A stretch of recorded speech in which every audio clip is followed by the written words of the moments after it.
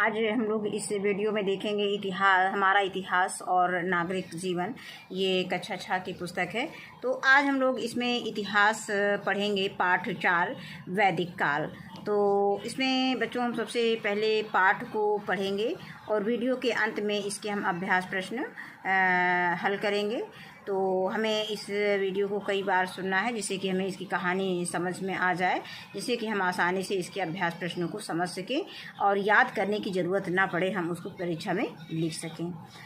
तो अब पहले आता है वैदिक काल। वैदिक काल का समय रहा 1500 ईसा पूर्व से 600 ईसा पूर्व। अब इसमें हमें वैदिक काल के विषय में पढ़ना है। तो बताया गया है कि पशु सदैव से हमारे लिए उपयोगी रहे हैं। क्या आप जानते हैं कि भारत में पशुओं को पालने की परंपरा कब से चली आ रही है? प्रारंभिक आर्य भी पशुपालक थे। आर्यों के रहन सहन के तरीके तथा परंपराओं का पालन आज भी भारतीय समाज में देखने को मिलता है। अब इसके बाद आता है वैदिक काल से तात्पर्य उस युग से है जिसका ज्ञान वैदिक साहित्य से होता है। वेदों से हमें आर्यों की राजनीतिक व्यवस्था, समाज, धर्म, कला इत्यादि की जानकारी मिलती है। इसलिए वैदिक सभ्यता को आर्य सभ्यता भी कहते हैं। आर्य का अर्थ होता है श्रेष्ठ या उत्तम, यानी आर्य का अर्थ क्या होता है? श्रेष्ठ या उत्तम होता है। और वैदिक काल से क्या तात्पर्य है? वैदिक काल से तात्पर्य है नहीं कि जिसका ज्ञान हमें, जिस युग का ज्ञान हमें वैदिक साहित्य से होता है उसे हम वैदिक काल कहते हैं।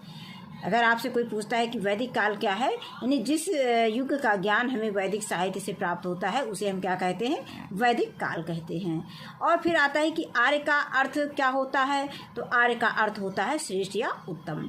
प्रायः ही माना जाता है कि हड़प्पा सभ्यता के अवसान के बाद वैदिक संस्कृति का विकास हुआ।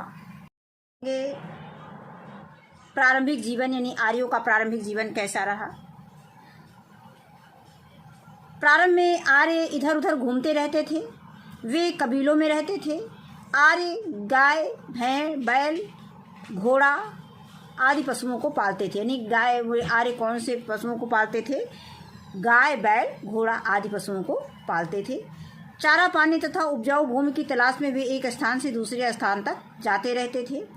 जहाँ चारा तथा उपजाऊ भूमि मिलती थी वे वहीं बस जाते थे। इस प्रकार आर्य समूह में आए और नए नए स्थानों पर बसते चले गए। लगभग 1200 ईस्वी पूर्व से, यानी 1200 ईसा पूर्व से 1000 ईसा पूर्व तक आर्य सिंधु, सतलज, ब्यास तथा सरस्वती नदी के किनारे पर बस गए। अब आगे हम देखेंगे कि आर्य सभ्यता का प्रसार कैसे हुआ। तो भारत में आर्य सभ्यता का प्रारंभ सप्त सैंधव प्रदेश से होता है। यानी आर्य सभ्यता का प्रारंभ कहाँ से होता है? सप्त सैंधव प्रदेश से होता है। सप्त सैंधव प्रदेश में आर्य कहाँ से आए, इसको लेकर इतिहासकारों में के बीच में मतभेद है। कुछ इतिहासकारों का कहना है कि आर्य बाहर से आकर यहाँ बस गए, जबकि अनेक इतिहासकारों का कहना है कि आर्य जो है मूलतः भारत के ही निवासी थे। इसके बाद ये समय रेखा ग्राफ पे वैदिक काल के बारे में बताया गया है। ऋग वैदिक काल यानी 1500 ईसा पूर्व से जो है 1000 ईसा पूर्व के बीच था। फिर 1000 ईसा पूर्व से जो है 600 ईसा पूर्व तक जो है उत्तर वैदिक काल का समय कार्यकाल था। तो ये ग्राफ में दिखाया गया है। अब इसके बाद ये मानचित्र में आर्यों का भारत में विस्तार का मानचित्र दिखाया गया है। इसके बाद हम नीचे देखते हैं कि सप्त सैंधो 7 नदी होता था। यहाँ पे 7 नदियों में सप्त सैंधो की बात जब करें तो सप्त सैंधो का मतलब क्या होता है? सिंधु, रावी, व्यास, झेलम, चेनाब, सतलज और सरस्वती, ये 7 नदियाँ उसमें जुड़ी होती हैं, शामिल होती हैं। अब ब्रह्मवर्त क्या है? दिल्ली के आसपास का क्षेत्र ब्रह्मवर्त कहलाता था। और ब्रह्मर्षि क्या है? गंगा यमुना का दोआब क्षेत्र ब्रह्मर्षि है। आर्यावर्त यानी हिमालय के विंध्याचल पर्वत तक का क्षेत्र जो है ये आर्यावर्त है। इसके बाद आता है दक्षिणापथ। दक्षिणापथ विंध्याचल पर्वत के दक्षिणी ओर का क्षेत्र ये दक्षिणापथ कहलाता है। इसके बाद आता है वेद। वेद शब्द संस्कृत भाषा के विद शब्द से बना है। इसका अर्थ होता है जानना। यानी वेद शब्द किससे बना है? वेद शब्द संस्कृत भाषा की विद शब्द से बना हुआ है और इसका अर्थ क्या होता है? जानना। वेदों की संख्या 4 है। कौन कौन से वेद हैं? ऋग्वेद, यजुर्वेद, सामवेद और अथर्ववेद। ये चारों वेद परीक्षा में पूछे जाते हैं कि वेद कितने प्रकार के हैं। 4 प्रकार के होते हैं। कौन कौन से होते हैं? ऋग्वेद होता है, यजुर्वेद होता है और सामवेद होता है, अथर्ववेद होता है। इसके बाद बात आती है कि कौन सा वेद सबसे पुराना है, तो ऋग्वेद सबसे प्राचीन वेद है। और किस वेद का किससे संबंध है, इसके विषय में हम आगे देखते हैं। ऋग्वेद सबसे प्राचीन वेद है। ऋग्वेद में विभिन्न देवताओं को संबोधित प्रार्थनाएं हैं जिन्हें ऋचा कहा जाता है। ऋग्वेद में 10 भाग हैं जिसे मंडल कहते हैं। प्रसिद्ध गायत्री मंत्र ऋग्वेद से लिया गया है जिसका आज भी धार्मिक अवसरों पर उच्चारण किया जाता है। सामवेद में भारतीय संगीत के सप्त स्वर सा रे ग म प ध नि का वर्णन है। यानी कि सामवेद किससे संबंधित है? संगीत से संबंधित है, भारतीय संगीत से संबंधित है। भारतीय संगीत का जो है उसमें वर्णन किया गया है, भारतीय संगीत के विषय में लिखा गया है, तो ये सामवेद में सम्मिलित है, मतलब सामवेद में है। और इसके बाद आता है यजुर्वेद का संबंध किससे है? तो यजुर्वेद में विभिन्न यज्ञों तथा उसे करने की विधियों का वर्णन है। अथर्ववेद में क्या है? अथर्ववेद तंत्र जो है, अथर्ववेद में तंत्र मंत्र जादू टोने का वर्णन है। तो इस तरह से ये बहुत ही इम्पॉर्टेंट पैराग्राफ दिया गया है यहाँ से यहाँ तक। इसमें सबसे पहले तो बताया कि वेद शब्द की उत्पत्ति कहाँ से हुई है, वेद शब्द किससे बना है, तो वेद शब्द संस्कृत भाषा के वेद शब्द से बना हुआ है। फिर वेदों का अर्थ क्या होता है? वेद का अर्थ होता है जानना। फिर वेद कितने प्रकार के होते हैं, वेदों की संख्या दी गई है, कौन कौन सी 4 होते हैं, कौन कौन सी? ऋग्वेद, यजुर्वेद, सामवेद, अथर्ववेद। फिर इसके बाद सबसे पुराना वेद कौन सा है? ऋग्वेद है। इसके बाद आता है कि ऋग्वेद में किसके विषय में बताया गया है, तो ऋग्वेद में विभिन्न देवी देवताओं को संबोधित प्रार्थनाएं हैं जिसे ऋचा कहा गया है। और ऋग्वेद में 10 भाग हैं जिन्हें क्या कहते हैं? जो 10 भाग हैं उसको हम मंडल कहते हैं। फिर आता है कि जो प्रसिद्ध गायत्री मंत्र है ओम भूर्भुवः स्वः तत्सवितुर्वरेण्यं, ये दिया गया है नीचे।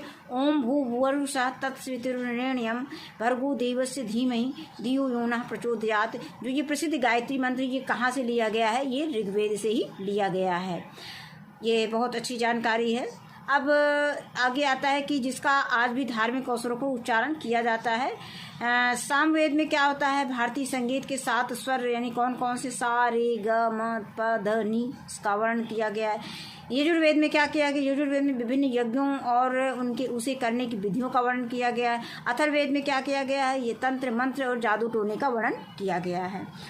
तो ये तो रही बात वेदों की। अब इसका अर्थ बताया गया है। ये जो श्लोक दिया गया है, गायत्री मंत्र दिया गया है, इसका हिंदी अनुवाद हम क्या है इसका देखते हैं। हे विश्व निर्माता, तुम्हारे पाप नाशक ज्योति पुंज से हमारा उद्धार हो, तुम्हारे आलोक स्पर्श से हमारी बुद्धि सही दिशा में संचालित होती रहे। और इसके बाद ये गायत्री मंत्र का हिंदी अनुवाद दिया गया है। अब आगे आता है कि वैदिक सभ्यता के इतिहासकारों ने 2 कालों में विभाजित किया है। यानी वैदिक सभ्यता को इतिहासकारों ने कितने कालों में विभाजित किया? 2 कालों में। वो कौन कौन से काल हैं? एक ऋग वैदिक काल है, इसका समय है 1500 लगभग 1500 ईसा पूर्व से 1000 ईसा पूर्व तक। और दूसरा आता है उत्तर वैदिक काल, इसका कार्यकाल है, इसका समय है लगभग 1000 ईसा पूर्व से 600 ईसा पूर्व तक का। अब इसके बाद आती है आर्यों के जन्म। तो आर्य कबीलों में रहते थे। इन कबीलों का नाम मुखिया के नाम पर होता था। इन कबीलों का नाम किसके नाम पर होता था? मुखिया के नाम पर होता है। इन कबीलों को जन कहा जाता था। कबीलों को क्या कहा जाता था? जन कहा जाता था। वेदों में हम गुरुजन, यदुजन और तुर्वस जन कह सकते हैं इसको, भरत जन जैसे कई जनों का उल्लेख मिलता है। ऋग्वेद में राजा को जन का स्वामी बताया जाता है, उसे जनरक्षक कहा गया है। आगे आता है एक जन में कई विष होते थे, इसके मुखिया को विषपति कहा जाता था। कई ग्राम मिलकर विष बनते थे और ग्राम के प्रमुख को कहा जाता था ग्रामणी कहा जाता था। ग्राम कुल या गृह में विभाजित थे। कुल या ग्रह के मुखिया को कुलप या गृहपति भी कहा जाता था। उत्तर वैदिक काल में जब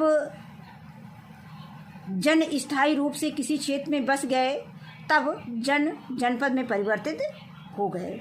ये पूरा पाठ जो है प्रतियोगी परीक्षाओं की दृष्टि से भी बहुत इम्पोर्टेंट है। कोई भी आप परीक्षा में चले जाए तो इसमें से आपको एक क्वेश्चन लगभग जरूर मिल जाता है। अब इसके बाद इन्होंने ये दिखाया है कि मतलब कैसे इनका आर्यों का जो कार्यकाल है वो कैसे दिखाया गया है। तो पहले कुल या ग्रह होता था, इसके बाद ग्राम होता था, फिर विश्व होता था, फिर जन होता था, इकाई होता था। इसके बाद यहाँ इनके प्रमुख यानी कुल या ग्रह का प्रमुख कुलप कहलाता था या गृहपति कहलाता था, और ग्राम का जो प्रमुख होता था वो ग्रामणी होता था, और विश्व का प्रमुख विश्वपति होता था, और जन का प्रमुख राजा होता था। यानी जन क्या होता है, यानी एक जन में जो है कई विषय शामिल होते थे। तो इस तरह से इसके विषय में दिया गया है, आर्यों के जन के बारे में भी दिया गया है। इसके बाद हम पढ़ेंगे राजा। वैदिक काल में जन का प्रमुख राजा यानी वैदिक काल में जन का प्रमुख राजा था। राजा का यानी उस काल में जो है प्रमुख कौन होता था, राजा होता था। राजा का प्रमुख कार्य जन के लोगों की रक्षा करना था, वह युद्ध में सेना का नेतृत्व करना था। प्रारंभ में राजा का चुनाव सभा द्वारा किया जाता था। राजा का चुनाव कैसे किया जाता था, सभा के द्वारा किया जाता था। उत्तर वैदिक काल में राजा का पद पूर्ण वंशानुगत हो गया। राजा को व्यापक अधिकार प्राप्त थे। अब ये प्रश्न पूछा जाता है कि उत्तर वैदिक काल में राजा का पद पूर्ण वंशानुगत हो गया, यानी वैदिक काल में या कह सकते हैं कि राजा का पद पूर्ण वंशानुगत कब हो गया, किस काल में हो गया, तो हम इसमें लिख सकते हैं वैदिक काल में हो गया। फिर राजा को व्यापक अधिकार प्राप्त थे। राजा पर नियंत्रण रखने के लिए सभा और समिति नामक दो संस्थाएं थी। कौन कौन सी, ये भी बहुत इंपॉर्टेंट है। यानी राजा पर नियंत्रण रखने के लिए कौन सी संस्थाएं थी, सभा और समिति नामक संस्थाएं थी। किसी समस्या को सुलझाने के लिए एक सभा होती थी, यानी कोई समस्या अगर आती थी तो उस समस्या को सुलझाने के लिए क्या होता था, एक सभा होती थी। सभा में 70-80 लोग बैठते थे। उस सभा में कितने लोग शामिल होते थे, 70-80 लोग शामिल होते थे। उनमें से 5-6 लोग विशेष आसन पर बैठते थे। आसन पर बैठने वाले प्रमुख कौन होते थे, राजन्य होते थे। राजन्य तो अपनी उम्र, अनुभव, शक्ति, योगदान के कारण प्रमुख थे, अथवा अन्य लोगों की अपेक्षा उनके पास अधिक गाय, घोड़े व रथ होते थे। प्रमुख लोगों के अलावा बाकी लोग विश्व कहलाते थे, और सभा में समस्या रखी जाती थी। सभी लोग मिलकर समस्या को सुलझाते थे। इसके बाद सूझबूझ भी दिया गया है कि अपने गांव की समस्या को सुलझाने के लिए आप क्या करेंगे, तो ये आपको आपस में डिस्कशन करना है, कक्षा में डिस्कशन करना है इसके विषय में। अब आगे आते हैं कि राजा का शासन कैसा था। तो जन का खर्च चलाने के लिए राजा जन के लोगों से उपहार प्राप्त करता था। इस उपहार को बलि कहा जाता था। बलि के रूप में राजा अनाज, घी, वस्त्र, घड़ा, आभूषण, गाय आदि प्राप्त करता था। राजा अपनी आवश्यकता के अनुसार सामान रख कर शेष जरूरत के हिसाब से लोगों में बांट देता था। यानी उसको जो भी उपहार में मिलता था वो अपनी ज़रूरत के लिए रख लेता था, बाकी जो भी और भी चीज़ें होती थी उसको वो अपनी प्रजा में बांट देता था। लोगों के हिसाब से जिसको जिस चीज़ की ज़रूरत होती थी उसको बांट देता था।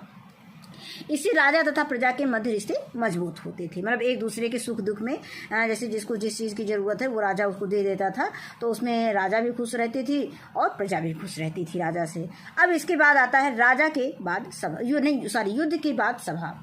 युद्ध के बाद भी एक सभा होती थी, और सभा में जन के राजा जीत में मिली गायों, घोड़ों, रथ, हथियार, आभूषण, दास दासियों को जन के कई लोगों के बीच बांटते थे, लेकिन सबसे बड़ा हिस्सा राजा अपने पास रखता था। फिर राजन्यों और ब्राह्मणों को हिस्सा मिलता था। कुछ गायें, भेड़ें, बकरियां, अनाज आदि जन के साधारण लोगों को भी दी जाती थी। इससे राजन्यों के पास गाय, घोड़े, हथियार, सोना, दास दासियों की संख्या ज़्यादा हो जाती थी और वे पहले से ज़्यादा ताकतवर बन जाते थे। अब यहाँ पर ये एक चित्र दिखाया गया है, राजा को बलि देते हुए इसमें दिखाया गया है। अब हम वैदिक काल में जो है धर्म और यज्ञ के विषय में पढ़ेंगे। आर्य लोग देवताओं को प्रसन्न करने के लिए प्रारंभ में स्तुति पाठ करते थे, बाद में यज्ञ करने लगे। यज्ञ का कार्य कौन करता था, पुरोहित करवाते थे। यज्ञ सामूहिक हुआ करते थे, जिसमें पुरुषों के साथ साथ महिलाओं की भी सहभागिता होती थी, यानी महिलाएं भी उसमें भाग लेती थी। यज्ञ में कार्य की सफलता के लिए भेंट व चढ़ाने के साथ साथ देवताओं की प्रशंसा में वेद के मंत्र गाए जाते थे। अब आगे आता है कि इंद्र जो है आर्यों के सबसे प्रिय देवता थे, यानी आर्यों के सबसे प्रिय देवता कौन थे, इंद्र थे, जो उन्हें युद्ध की विजय यानी युद्ध में विजय दिलाते थे।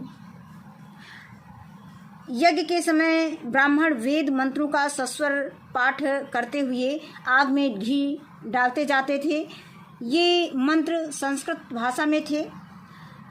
बहुत समय तक ये मंत्र लिखे नहीं गए, इन्हें बोल बोल कर याद रखा जाता था और दूसरे को सिखाया जाता था। बाद में इन्हें लिख दिया गया।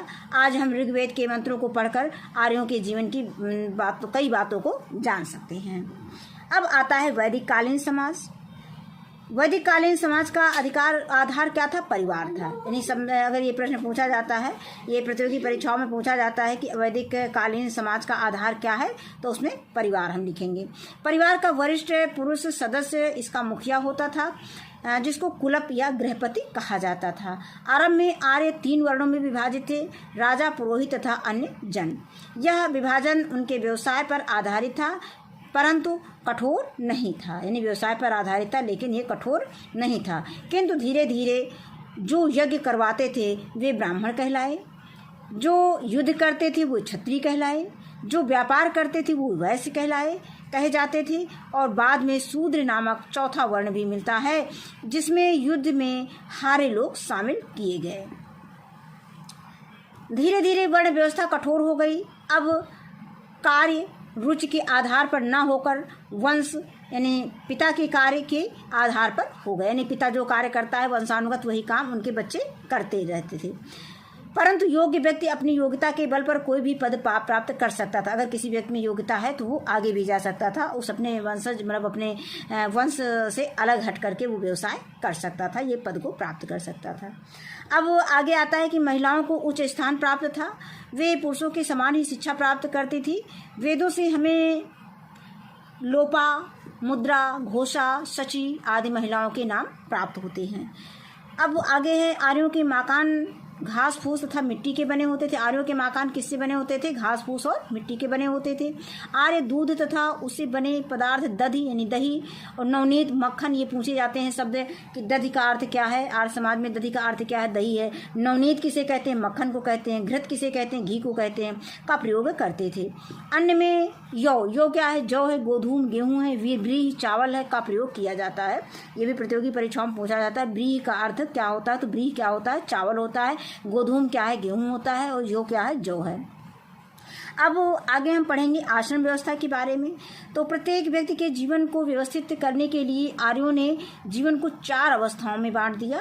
पहली अवस्था ब्रह्मचर्य की थी, इसमें बच्चा आश्रम में रहकर शिक्षा पाता था। और दूसरी अवस्था होती थी गृहस्थ की, यह अवस्था पारिवारिक जीवन से संबंधित थी। और तीसरी अवस्था और चौथी अवस्था क्रमशः वानप्रस्थ और संन्यास की थी, जिसमें व्यक्ति वन में जाता था और आत्मचिंतन द्वारा ईश्वर को प्राप्त करने की कोशिश करता था।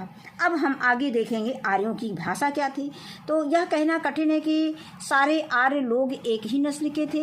वे इंडो यूरोपियन परिवार की भाषा संस्कृत बोलते थे, यानी संस्कृत में भी बोलते थे।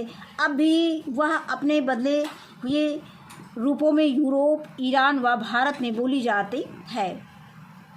यह तथ्य इन भाषाओं के बोलने के ढंग की समानताओं पर आधारित है। अब इसमें माता और पिता को संस्कृत में बताया गया क्या कहते हैं, फारसी में क्या कहते हैं, लैटिन में क्या कहते हैं और अंग्रेजी में क्या कहते हैं। तो पिता को संस्कृत में पितृ कहते हैं, फारसी में पिदर कहते हैं, लैटिन में पाटर कहते हैं और अंग्रेजी में फादर कहते हैं। इसके बाद हम देखेंगे माता को, तो माता को संस्कृत में मार्त कहते हैं और फारसी में मादर कहते हैं और लैटिन में माटर कहते हैं और अंग्रेजी में मदर कहते हैं। अब इसके बाद हम इनकी शिक्षा के विषय में देखेंगे। विद्यार्थी गुरुकुल में रहकर शिक्षा प्राप्त करते थे। वेदों के साथ गणित, ज्यामिति, ज्योतिष, भूगोल, सैन्य विज्ञान तथा शिल्प आदि की शिक्षा दी जाती थी। इसके बाद आता है पशुपालन। प्रारंभ में आर्य पशुपालक थे। गाय तथा बैल व्यक्ति के संपत्ति माने जाते थे। ये उनकी समृद्धि के प्रतीक थे। गाय का प्रयोग वस्तुओं को खरीदने में किया जाता था, यानी कोई वस्तु खरीदा जाता तो उसके बदले गाय दे दी जाती थी। गाय को पवित्र पशु माना जाता था। वेदों में इसे अघन्या कहा गया है। वेदों में गाय को क्या कहा गया? अघन्या कहा गया है। यहीं पर प्रतियोगी परीक्षाओं में पूछा जाता है कि वेदों में गाय को क्या कहा गया है, तो अघन्या कहा गया है।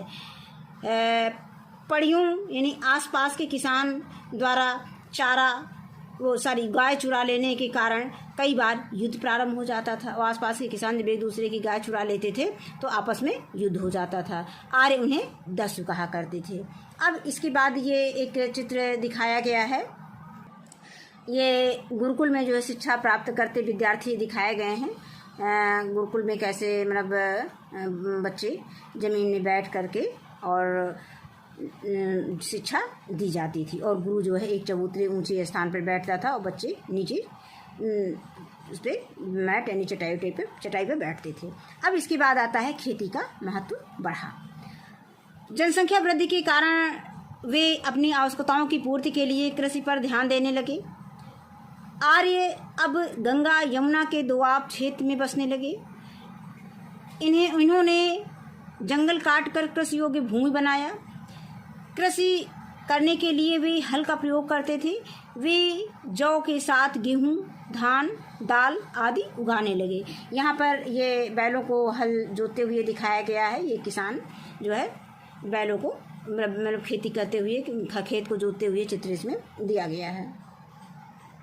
अब इसके बाद हम शिल्प के विषय में जानेंगे।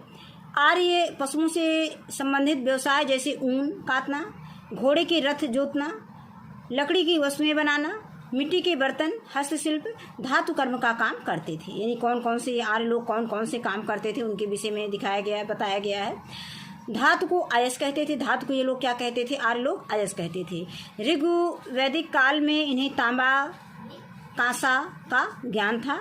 लोहे का ज्ञान इन्हें उत्तर वैदिक काल में हुआ। नहीं, लोहे का ज्ञान कब हुआ? उत्तर वैदिक काल में हुआ था। अब विज्ञान एवं प्रौद्योगिकी। आर्यों को सूर्य, चंद्रमा, पृथ्वी व नक्षत्रों की गतियों का ज्ञान था। वे ज्यामितीय आकृति से भी परिचित थे। इसके बाद आता है ऋग्वैदिक काल में। ऋग्वैदिक काल से उत्तर वैदिक काल भी आए परिवर्तन। क्या क्या परिवर्तन आए? तो ऋग्वैदिक काल दिखाया गया, फिर उत्तर वैदिक काल दिखाया गया है। जीवन की गतिशील मतलब ऋग्वैदिक काल में जीवन गतिशील था, लेकिन उत्तर वैदिक काल में जीवन स्थायी हो गया था। इसके बाद ऋग्वैदिक काल में राजा का पद वंशानुगत नहीं था, जबकि उत्तर वैदिक काल में राजा का पद वंशानुगत हो गया था। फिर आता है ऋग्वैदिक काल में वर्ण व्यवस्था नहीं थी, उत्तर वैदिक काल में वर्ण व्यवस्था विकसित हो गई थी। इसके बाद अंतिम जो बिंदु दिया गया है कि पशुपालन, यानी ऋग्वैदिक काल में पशुपालन मुख्य व्यवसाय था और जबकि उत्तर वैदिक काल में कृषि मुख्य व्यवसाय बन गया था। अब इसके बाद आता है महाकाव्य की रचना कैसे हुई। रामायण और महाभारत दो प्रसिद्ध महाकाव्य हैं। रामायण की रचना महर्षि वाल्मीकि द्वारा संस्कृत में की गई है। इस ग्रंथ में कौशल के राजा दशरथ के पुत्र मर्यादा पुरुषोत्तम राम के आदर्श जीवन और कार्यों का वर्णन किया गया है। किसमें? रामायण में। आज भी रामचंद्र जी के जीवन पर आधारित रामलीला का आयोजन किया जाता है। इसके बाद आती है महाभारत की बात। तो महाभारत की रचना किसने की थी? महर्षि वेद व्यास ने की थी। इस महाकाव्य में कुरुवंश के कौरवों तथा पांडुवंश के पांडवों को कथा मुख्य रूप से दी गई है। अब इसमें कुछ बिंदु जानने के लिए दिए गए हैं। आइए इनको देखते हैं क्या बिंदु हैं।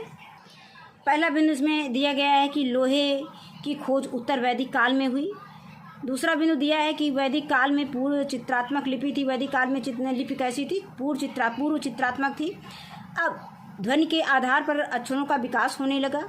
अक्षरों को मिलाकर शब्द और शब्दों को मिलाकर वाक्य बनने लगे थे। इसके बाद आता है ब्राह्मण ग्रंथ। इनकी रचना यज्ञ के विधान तथा क्रियाओं को समझने के लिए की गई। प्रत्येक वेद के अपने अपने ब्राह्मण ग्रंथ हैं। इसके बाद है उपनिषद। इन्हें वेदांत, उपनिषद को क्या कहा जाता था? वेदांत भी कहा जाता था। इनकी संख्या कितनी थी? 108 थी। इसके बाद आता है कि भारत का आदर्श वाक्य क्या था? सत्यमेव जयते। ये मुंडकोपनिषद से लिया गया है। तो ये पाठ जो है प्रतियोगी परीक्षाओं की दृष्टि से भी बहुत ही इम्पॉर्टेंट है, इसलिए हमको इस पाठ को बहुत अच्छे से वीडियो को सुनना है और किताब को भी अगर समय मिले तो किताब भी आप पढ़ लीजिए। अब आगे आता है शब्दावली या ऐतिहासिक शब्दावलियाँ दी गई हैं जो इसमें प्रयोग किया गया है, शब्दों का प्रयोग किया गया है, उनके विषय में बताया गया है। जैसे अघन्या। अघन्या का मतलब क्या होता है? जिसका वध ना किया जाए उसे हम क्या कहते थे? अघन्या कहते थे। दोआब क्या होता है? दो नदियों के बीच का जो उपजाऊ क्षेत्र होता था वो दोआब कहलाता था। वंशानुगत क्या होता है? पिता के बाद पुत्र को प्राप्त होने वाला अधिकार जो है वंशानुगत होता है। इसके बाद हम लिखित प्रश्न पर आते हैं। तो इसके उत्तर हमने कॉपी पर नोट कर रखे हैं, आइए देखते हैं। पर नोट कर रखे हैं। आइए देखते हैं। पहला प्रश्न इसमें दिया गया है कि आर्यों के बारे में आप क्या जानते हैं, लिखिए। इसका उत्तर हम टेक्स्ट बुक में पेज संख्या 32 पर देख लेते हैं। तो यहाँ से हमें इसका उत्तर लिखना है, यहाँ से अपनी कॉपी पे नोट करना है।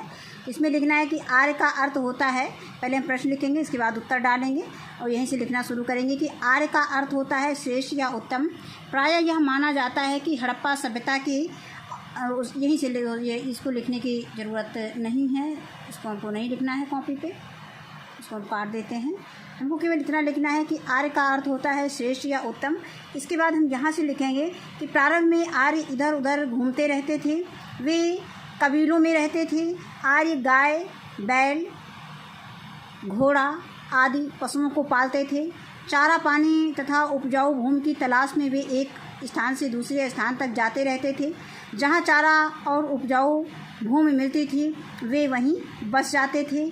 इस प्रकार आर्य समूह में आए और नए नए स्थानों पर बसते गए। लगभग 1200 ईसा पूर्व से 1000 ईसा पूर्व तक आर्य सिंधु, सतलज, ब्यास और सरस्वती नदी के किनारे बस गए। यहीं तक हमें इसका उत्तर लिखना है अपनी नोटबुक में। अब दूसरा प्रश्न दिया है कि वैदिक सभ्यता को आर्य सभ्यता क्यों कहते हैं। तो इसके उत्तर में लिखेंगे कि वैदिक सभ्यता के निर्माता आर्य ही थे, इसलिए वैदिक सभ्यता को आर्य सभ्यता कहा जाता है। तो इसमें इसके बाद प्रश्न संख्या 3 है कि खेती का विकास हो जाने के बाद आर्यों के जीवन में क्या परिवर्तन हुआ। तो इसके उत्तर में हम लिखेंगे कि खेती का विकास हो जाने के बाद आर्यों के जीवन में महत्वपूर्ण परिवर्तन हुए। अब आर्य जौ के साथ गेहूँ, दाल, धान आदि उगाने लगे और खेती उनका मुख्य व्यवसाय बन गया। इसके बाद अगला प्रश्न है इसमें कि आर्यों की सामाजिक व्यवस्था कैसी थी। तो इसके उत्तर में लिखेंगे कि आर्यों की सामाजिक व्यवस्था में परिवार समाज का आधार था। परिवार का मतलब मुखिया इसका वरिष्ठ सदस्य होता था, जिसे कुलप या गृहपति कहा जाता था। शुरुआत में आर्य 3 वर्णों में विभाजित थे, राजा, पुरोहित तथा अन्य जन। इसके आगे है कि यह विभाजन उनके व्यवसाय पर आधारित था। धीरे धीरे व्यापार करने लगा, यानी धीरे धीरे व्यापार करने वाला वैश्य, युद्ध करने वाला क्षत्रिय, यज्ञ करने वाला ब्राह्मण कहलाने लगे। युद्ध में हारे हुए लोग शूद्र कहलाए। यह व्यवस्था धीरे धीरे कठोर होता गया। कार्य का स्वरूप वंशानुगत हो गया। समाज में महिलाओं को उच्च स्थान प्राप्त था। महिलाएं पुरुषों के समान ही शिक्षा प्राप्त करती थी। आर्यों के घर घास फूस तथा मिट्टी के बने होते थे। इसके बाद प्रश्न संख्या 5 है, वैदिक कालीन शिक्षा व्यवस्था का वर्णन कीजिए। तो इसको हम टेक्स्ट बुक में देख लेते हैं पेज संख्या 37 पर। इसका उत्तर हम यहाँ से लिखेंगे कि विद्यार्थी गुरुकुल में रहकर शिक्षा प्राप्त करते थे। वेदों के साथ गणित, ज्यामिति, ज्योतिष, भूगोल, सैन्य विज्ञान तथा शिल्प आदि की शिक्षा दी जाती थी। यहाँ तक इसका उत्तर दे देंगे। इसके बाद अगला प्रश्न है, संक्षिप्त उत्तर लिखिए। प्रश्न संख्या 6 है, इसमें हमें आश्रम व्यवस्था पर लिखना है। तो आश्रम व्यवस्था हम टेक्स्ट बुक में देख लेते हैं पेज संख्या 36 पर। इस उत्तर में हम लिख सकते हैं कि प्रत्येक व्यक्ति के यहाँ पे उत्तर डालेंगे और आश्रम व्यवस्था हेडिंग डालेंगे। इसके बाद लिखेंगे, प्रत्येक व्यक्ति के जीवन को व्यवस्थित करने के लिए आर्यों ने जीवन को 4 व्यवस्थाओं में यानी 4 अवस्थाओं में बांट दिया था।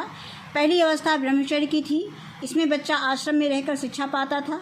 दूसरी व्यवस्था गृहस्थ की थी, यह अवस्था पारिवारिक जीवन से संबंधित थी। और तीसरी और चौथी अवस्थाएं क्रमशः वानप्रस्थ और संन्यास की थी, जिसमें व्यक्ति वन में जाता था और आत्मचिंतन द्वारा ईश्वर को प्राप्त करने की कोशिश करता था।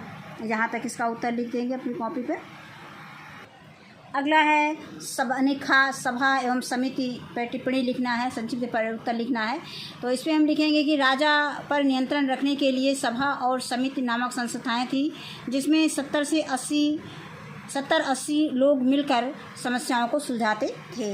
इसके बाद गा है आर्यावर्त। तो इसमें हिमालय से विंध्याचल पर्वत तक का क्षेत्र आर्यावर्त कहलाता था। इसके बाद आता है घ राजा के कर्तव्य। तो राजा का प्रमुख कर्तव्य लोगों की रक्षा करना तथा युद्ध में सेना का नेतृत्व करना था। अब इसके बाद हम देखेंगे प्रश्न संख्या 7 रिक्त स्थानों की पूर्ति करें।